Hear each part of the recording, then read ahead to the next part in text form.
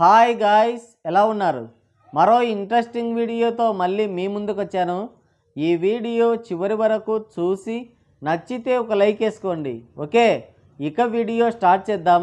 సంక్రాంతి వచ్చిందే తుమ్మెద, సినిమాలు తెచ్చిందే తుమ్మెద అంటున్నారు మన ట్రేడ్ పండితులు. కొత్త కథలతో, క్రింజ్ కామెడీతో, న్యాచురల్ కామెడీతో బాక్సాఫీస్ దగ్గర జాతర జరుగుతుంది. 5 సినిమాలు సంక్రాంతిని టార్గెట్ చేశాయి. 3 సినిమాలు ఎంటర్ అయ్యాయి.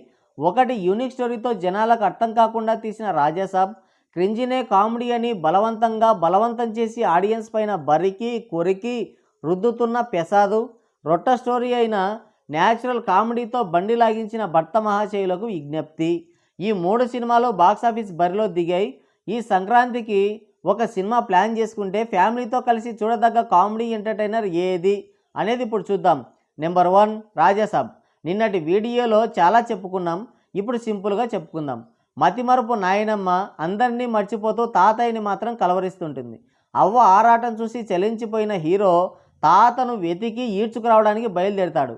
కానీ తాత చచ్చి దయ్యమై రివర్స్లో హీరోని ఈడ్చుకెళ్ళి ఒక బంగ్లాలో పడేస్తాడు. హీరో అక్కడి నుంచి ఎలా బయటపడ్డాడు, తాతయ్య చనిపోయాడని తెలిసి అవ్వ తట్టుకుందా లేదా అనేది remaining story.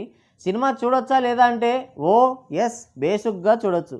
Title, teaser, trailer చూసి కామెడీ హారర్ అనుకుంటారు. అలా అనుకుంటే మురికాలువలో మూతెట్టినట్టే. అవి రెండు ఉండవు సినిమాలో. ఫ్యాంటసీ, యాక్షన్, సైకలాజికల్, థ్రిల్లర్ ఇది ఒకే సినిమాలో comedy, fantasy, adventure, action, psychological ఇన్ని జానర్స్ పెట్టి అటు ఇటు ఎటు కాకుండా చేశాడు మారుతి అంగుళం. వింటేజ్ ప్రభాస్ అని డూపును పెట్టి మనల్ని ఎదవల్ని చేసిందే గాక హీరోయిన్ల ఎక్స్పోజింగ్తో మనల్ని ఉక్కిరి బిక్కిరి చేస్తాడు. కథని గాలికి వదిలేశాడు. స్క్రీన్ ప్లే అనేది ఒకటి ఉంటుందని మర్చిపోయాడు.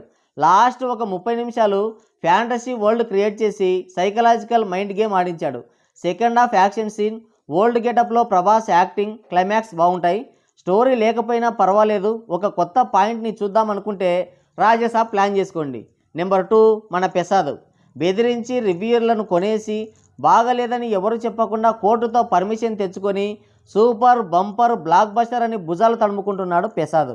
మరి నిజంగా అంత తడి ఉందా దీంట్లో అనేది ఇప్పుడు చూద్దాం. లేటు వయసులో ఘాటు ప్రేమతో పెళ్లి చేసుకుంటాడు మన పెసాద్. చిత్తూరు నాగయ్య, కాంచనమాల టైప్లో ఉంటుంది జోడి. ఏమైందో తెలియదు కానీ సడన్గా విడిపోతారు. మళ్ళీ 6 సంవత్సరాల తర్వాత ఆంటీ గుర్తుకొచ్చి ఆంటీతో కలవాలని ఆరాటపడుతుంటాడు పెసాద్. కలిశాడా లేదా, మధ్యలో మరో బద్దం భాస్కర్ ఎందుకు వచ్చాడు అనేదే మిగతా ఈ రొట్ట స్టోరీ. సినిమా ఎలా ఉందంటే క్రింజినే కామెడీ అని బలవంతంగా బలప్రయోగంతో జనాలపైన రుద్దుతున్నారు. 70 ఏళ్ల వయసులో 16 ఏళ్ల పడుచు కుర్రాడిలా కనిపించాలని ఆరాటపడుతూ జనాలపైన పోరాటం చేస్తున్న ఓ వ్యక్తి దీనగాథ ఇది. ఏజ్కి తగ్గ స్టోరీతో సినిమా చేయమంటే నా ఫ్యాన్స్ ఒప్పుకోరు, యాక్సెప్ట్ చేయరని భ్రమలో బ్రతుకుతున్న మనిషి ఆరాటం ఇది. కథ ఏమన్నా ఉందా అంటే లేదు, ఎమోషన్ ఉందా అంటే అది లేదు, పోనీ కామెడీ ఉందా అంటే అది మన భ్రమ. మరి ఎందుకు చూడాలి అంటే రికార్డింగ్ డ్యాన్స్ కోసం అంతే.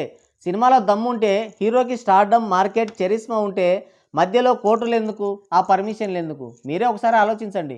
మరి అందరూ బాగుంది అంటున్నారే అంటే ఈ సినిమా బాగుందని చెప్తూ మంచి సినిమాలని జేమ్స్ క్యామరూన్, ఐన్స్టీన్ లెవెల్లో విశదీకరించి వెకిలి నవ్వులు నవ్వుతున్న ఈ పిరిగి పందల రివ్యూలు నమ్ముతున్నారా? ఇంతకంటే ఘోరం, దారుణం ఇంకోటి ఉంటుందా? ఫస్ట్ హాఫ్లో ఒక 20 to 25 మినిట్స్ కామెడీ బాగుంటుంది, మిగతా అంతా క్రింజే. ఇంకో బద్దం భాస్కర్ ఎంట్రీ ఇస్తాడు మధ్యలో, లాస్ట్లో ఎందుకు వచ్చాడో అర్థం కాదు. మన పెసాద్కు డౌట్ వచ్చి ఉంటుంది, సింగిల్గా వస్తే అయ్యే పని కాదని, అందుకు తోకని వెంటేసుకొని వచ్చాడు. ఈ సినిమాని జస్ట్ ఆప్షన్లో ఉంచుకోండి.